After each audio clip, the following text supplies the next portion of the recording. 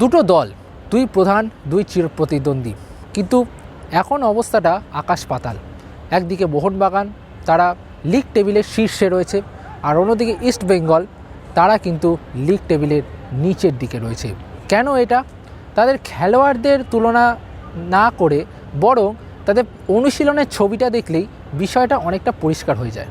और ये धोनी की हुई जी गजब ग्रिप कैसे SRMB जैसे SRMB TMT बार की विन ग्रिप टेक्नोलॉजी सीमेंट के साथ बनाए मजबूत पकड़। Grip is important.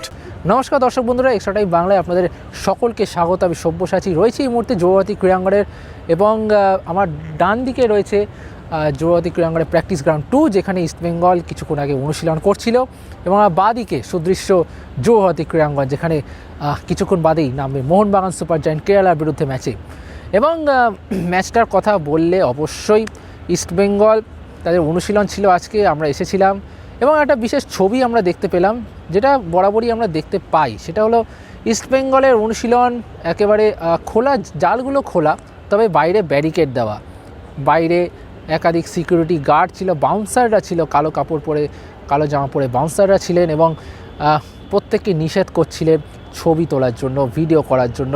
এমনকি আমাদেরকে তো নিষেধ করেছে বটেই, কারণ আজকে ক্লোজ ডোর, আমরা কোনো প্লেয়ারের ভেতরে যাওয়া বা বেরিয়ে আসার কোনো ভিডিও আমরা করতে পারবো না।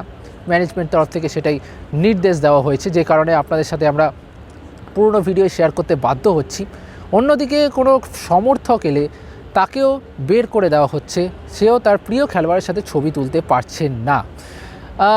অন্যদিকে যদি মোহনবাগানের কথা বলি, তাহলে কিন্তু আপনারা অলরেডি ভিডিও দেখেছেন, আমাদের একাধিক স্টোরি গেছে, সেখানে দেখেছেন যে সমর্থকরা, সেখানেও কিন্তু একটা ব্যারিকেড থাকে, এবং সেই ব্যারিকেড ধরে অসংখ্য ক্ষুদে থেকে বড় সমস্ত সমর্থকরা আসেন, তারা এসে সেলফি তোলেন, ছবি তোলেন, প্লেয়াররা আসেন তাদের কাছে, তারা কিন্তু সেলফি তোলেন, ছবি তোলেন।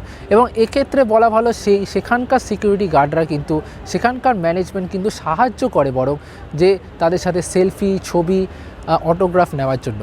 আমরা এখানে কোথাও ইস্টবেঙ্গল ম্যানেজমেন্টকে দোষ দিচ্ছি না, একটা খারাপ সময় যাচ্ছে তাদের, তারা সাম্প্রতিক সময় পরাজয়ের মুখে পড়েছে, লিগ টেবিলে নিচের দিকে রয়েছে। কোচ অস্কার ব্রুজো চেষ্টা করছেন এই দলটাকে একটা জায়গায় নিয়ে যাওয়ার, এবং তিনি হয়তো চাইছেন যে এই জিনিসটা তিনি তারা একাই যেন উঠবেন, তারা হয়তো সমর্থকদের সাহায্যটা চাইছেন না, সেই কারণে এই একেবারে ঘেরাটোপে বন্দি। আর যদি ও ক্লোজ ডোর প্র্যাকটিসের কথাই বলেন, খোলা জাল রয়েছে, দেখতেই পাচ্ছে সবাই, কিন্তু শুধু কেউ তার এই প্রিয় খেলোয়াড়ের সাথে ছবি তুলতে পারছে না।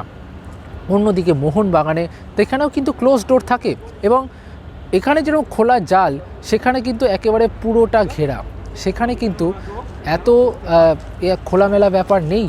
কিন্তু মোহনবাগানে দেখুন, তাদের খেলোয়াড়রা যখন মাঠে নামতে যান কিংবা মেডিকেল রুম থেকে যখন বেরিয়ে আসেন, সেই সময় গর্জনটা ওঠে সমর্থকদের, সেইখানে যেন একটা বাড়তি মোটিভেশন তাদেরকে দেয়, বাড়তি মোটিভেশনে তারা উদ্দীপ্ত হন, এবং সেই বাড়তি মোটিভেশনই তাদের বুঝিয়ে দেয় যে তারা কেন চ্যাম্পিয়ন দল। এদিকে ইস্টবেঙ্গল সমর্থকরাও কিন্তু তাদের প্রিয় খেলোয়াড়দের সাথে সেলফি তুলতে চান, ছবি তুলতে চান, উপহারও দিতে চান, অটোগ্রাফও দিতে চান, কিন্তু টিম ম্যানেজমেন্টের সিদ্ধান্তে আপাতত তাতে রয়েছে বাধা নিষেধ। ইস্টবেঙ্গল এফসি তারা সমর্থকদের ক্লাব, এবং ঘেরাটোপ থাকুক, নিয়ম থাকুক, নিয়মকানুন সমস্তই থাকুক, একটা নিয়মের মধ্যে দিয়ে দল যাবে, সেখানে ঘেরাটোপ থাকবে, স্বাভাবিক ব্যাপার। সেটা টিম ম্যানেজমেন্ট মনে করছে তারা একা এই খারাপ সময়টা উতরাবে, অবশ্যই আমরা সেটাকে স্বাগত জানাই। কিন্তু সমর্থকরা যদি হতাশ হয়ে বাড়ি ফেরেন, সেটা দেখতে কিছুটা খারাপ লাগে।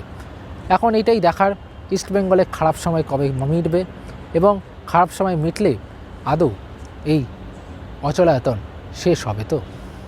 Extra time.